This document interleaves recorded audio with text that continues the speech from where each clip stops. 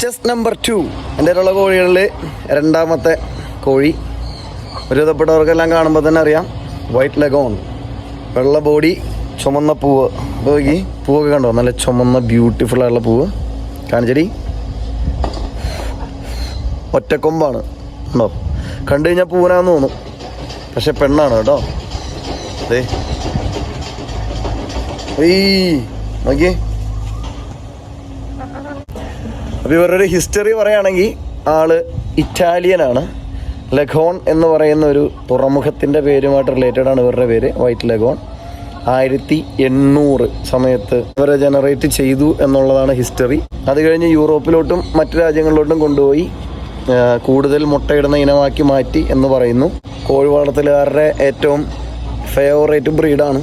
കുറച്ച് തീറ്റ മതി, ഏകദേശം ഒരു 320 മുട്ട ഒരു വർഷത്തിൽ നമുക്ക് തരും. ഏറ്റവും കുറഞ്ഞതാട്ടോ, അതിന് മുകളിലേക്ക് പോവാം. നമ്മൾ കൊടുക്കുന്ന ഒരു സാഹചര്യങ്ങളനുസരിച്ചും ഫുഡ് അനുസരിച്ചും അവരൊരുപാട് മുട്ടയിടും.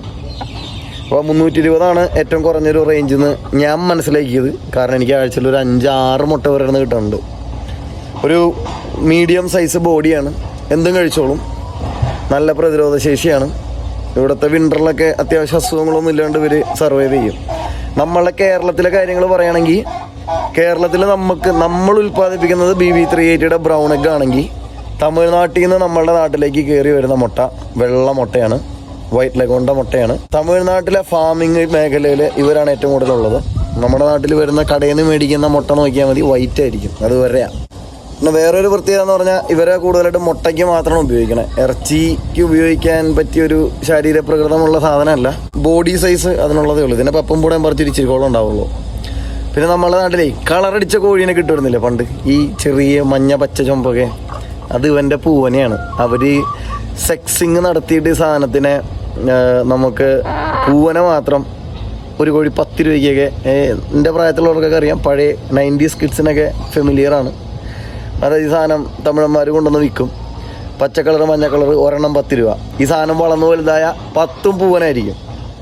ഞാനിപ്പോൾ ഓർക്കുന്നുണ്ട്, എൻ്റെ വീടിനടുത്ത് നിജു ചേട്ടൻ്റെ വീടിന് തൊട്ടടുത്ത് അവിടെ ഒരു പൂവനുണ്ടായിരുന്നു ഇതിൻ്റെ.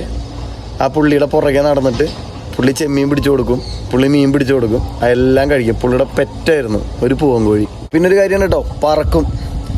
എൻ്റെ ഉള്ളതിൽ വെച്ച് ഇതിൽ പറക്കുന്ന ഒരേനാണത്. ഇതാണ് അവരുടെ ഒരു മുട്ട വരിക, കാണുന്നുണ്ടോ?